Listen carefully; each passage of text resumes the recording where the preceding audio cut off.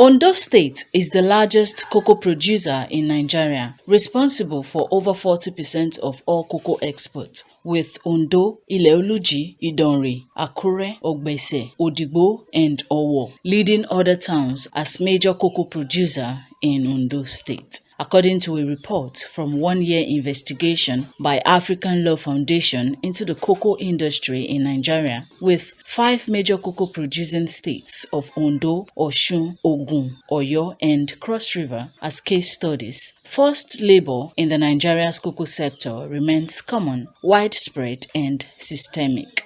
The investigation indicated that due to the fact that the population of rural Nigeria is poor, hired workers were vulnerable to exploitation as cocoa farm owners make use of out-of-school children to work on their farms, especially those between the ages of 10 and 17 years, with 64% of working children in cocoa farming below the age of 14. Under the Labour Act, it is allowed for children. The only condition in which children can be employed is on light agricultural purposes. So we must note that there's an exception. Children can be employed for light agricultural purposes. Children cannot be employed in any company, to work in any company other than for agricultural purpose. And when you are going to employ a child for agricultural purposes, number one, it must be the parent of the child. Not that the child is working for another person. Number two, the child must have the opportunity to return back home on each day. Number three, there must be a register in the premises showing the fact that there is a child who is working here and indicating the time the child resumes and the time the child also goes back. And such a child should not work more than 6 hours in a day. These are the laws that govern employment of children. So exploitation of children under any guise is not allowed. Even where you are allowed to employ young people, you are also not allowed to exploit them by not paying them. This reporter went on a fact-finding mission to certain parts of Ondo State based on alleged reports that some cocoa farms engage in child labor. At Agamo, a town bordering Ijare, the community head confirmed that the practice of child labor on cocoa farms is not concocted from people's imaginations. We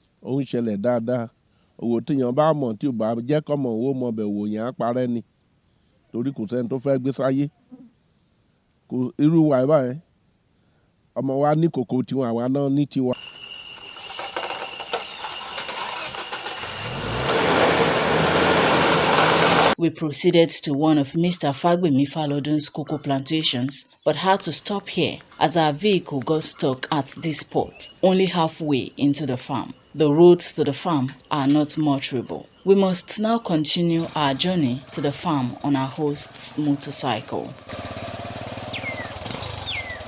Finally, at the farm, we met workers, mostly non-indigens, with an average age of 16. Mr. Falodun and a teacher in the community also confirmed that some farmers in the community indulge in the practice.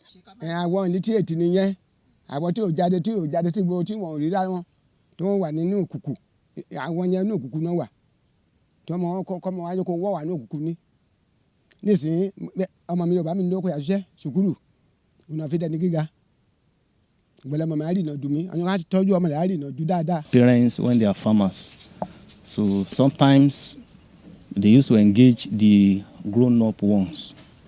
So whenever they have farm work, so I think we cannot rule that. But sometimes we used to, whenever we have PT meeting, we used to tell them that such puppies should be released and they should be in the school.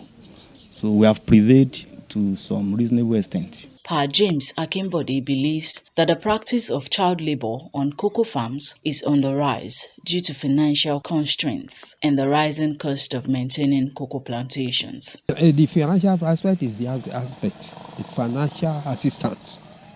If the need for the rural areas, for helping them also to pay those laborers, it will be all right. Instead of me to employ about 4 laborers in my farm, now I employ 2. No, because of finance. At this cocoa farm at Alade Idonri, we sighted young persons among the workers, while some of them are on the farm to assist their parents. Sam is a full-time worker who had to work to earn a living.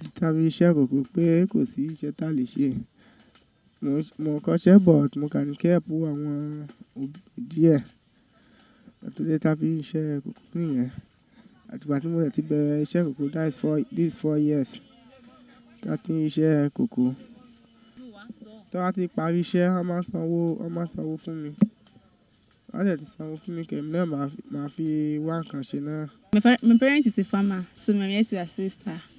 I don't want to be running about, staying at home, doing nothing.